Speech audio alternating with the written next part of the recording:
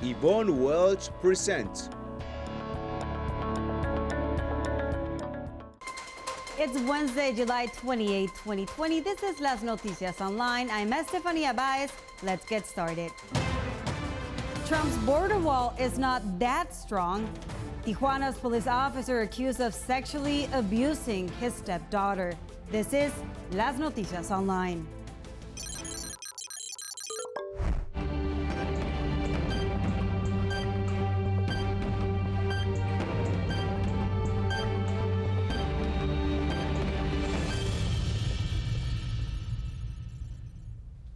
The COVID-19 stoplight system in Mexico has generated a lot of confusion in other countries, so here's what you need to know. In response to the COVID-19 pandemic, the government of Mexico has instituted a weekly traffic light system with 4 criteria that states must meet before proceeding to the next phase of the country's reopening plan. The 4 metrics to determine the colors are 1, the trend in number of new cases, 2, hospital occupancy trends, 3, current hospital occupancy rates, and 4, the percentage of positive cases. If one indicator is red, the whole state will be designated red. The Mexican government updates the state-level designations every Friday. There are 4 colors: red, yellow, orange, and green. In red, only essential business is allowed. In green, all activities are allowed, including schools. So if you're planning to visit Baja and wondering what color the state was designated, is orange, but the state governor, Jaime Bonilla, said that even though the federal government put the entity in another color, only essential activity is allowed at the moment. Meanwhile, in Ensenada, the mayor of the city, Armando Ayala, installed sanitary filters to protect the locals' health. Same situation in Mexicali, which, by the way, is leading COVID cases in the state. The mayor of that city, Marina del Pilar, installed sanitary filters as well right at Calexico's border entry, where travelers from the United States will have their temperatures checked. Additional statewide actions include shutdown of indoor dining rooms and all tasting room, breweries, and bars as COVID-19 cases continue to climb. Same order to worship services, while personal care services as hair salons and barber shops are only able to open, but with extra safety measures in place, including clients must be seen by appointment only. Coronavirus pandemic abruptly shut down cruise operations in Ensenada. The Carnival Cruise Line, which had 34 sailings for the upcoming season, announced it is extending its suspension of future cruises through the end of March 2021. And after 2 years, Juan Manuel, a 28-year-old man, a taxi driver from Tijuana, was arrested following an investigation on the case of Diana Pigeonnote, a 15-year-old girl who disappeared since June 2018. The man was the last person to have contact with the girl, and he's now facing trial. Who is also facing trial is a Tijuana's police officer after his stepdaughter posted a letter on Facebook on March 2020 describing what he allegedly did to her for years. The woman said that he sexually abused her since she was a little girl.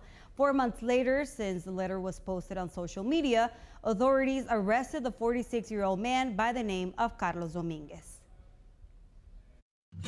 En Toyota armamos super ofertas fácil. Aquí te enseñamos cómo. Primero, buscamos el mejor financiamiento, como este, 0% de interés. Para hacerlo todavía más irresistible, te lo ofrecemos por 60 meses. Y por si fuera poco, te ofrecemos Toyota Care, nuestro plan de mantenimiento sin costo. Visita tu concesionario o compra tu toyota.com para ver otras super ofertas. Lo hacemos fácil. We're back in Las Noticias Online. San Diego County health officials have warned at least 3 local churches about having services indoors. The county sent out 3 letters to Skyline Church in La Mesa, Lighthouse Baptist Church in Lemon Grove, and Awaken Church campus on Balboa Avenue in Kearny Mesa.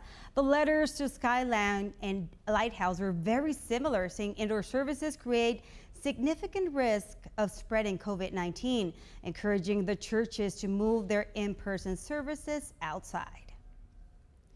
Bay Area officials are racing to put together proposals to buy hotels and motels as the state prepares to hand out hundreds of millions of dollars for properties that can be turned into permanent housing for homeless people.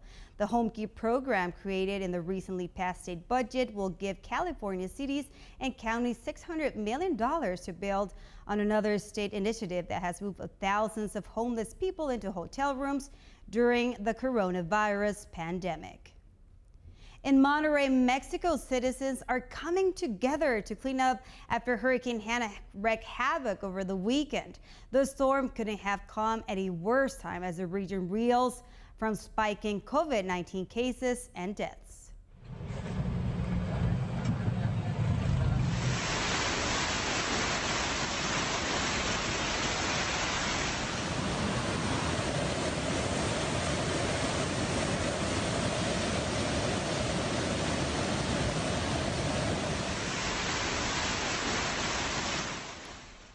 And speaking of Hannah, Hurricane Hannah likely did not knock down Trump's border wall. A video gone viral Sunday said to show a section of the border fence being blown down by Hurricane Hannah was likely taking a month before the storm slammed the South Texas coast, U.S. Customs and Border Protection said on Monday.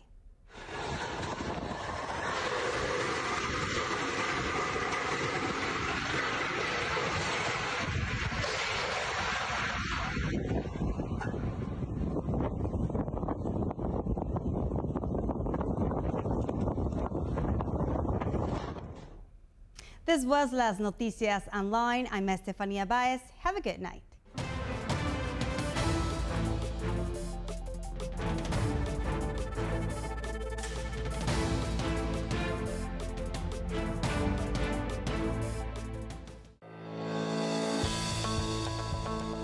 Yvonne Welch presented